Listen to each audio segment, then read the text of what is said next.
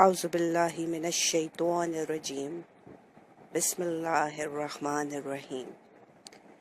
آغا خانیوں اور اسماعیلیوں کے لیے ایک بہت مختصر پیغام۔ مشرک کی بخشش نہیں ہوتی۔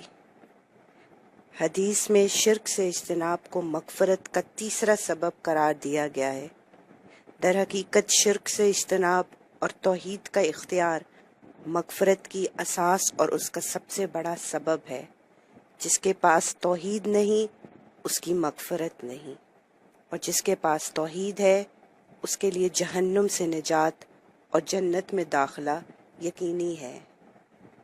یقیناً اللہ تعالیٰ اپنے ساتھ شریک کیے جانے کو نہیں بخشتا اور اس کے سوا جسے چاہے بخش دیتا ہے۔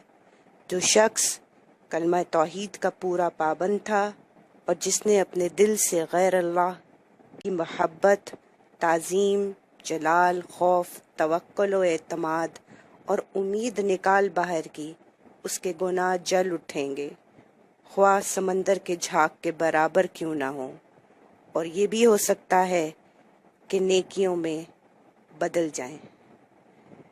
اللہ آغا خانیوں اور اسماعیلی کمیونٹی کو ہدایت عطا فرمائے، اور کاش کہ میری یہ بات ان کے دل پر اثر کر جائے۔ ویڈیو کے نیچے سبسکرائب کے بٹن پر کلک کریں، بیل کے آئیکن پر کلک کیجئے تاکہ ہر نئی ویڈیو کی نوٹیفیکیشن آپ کو مل جائے۔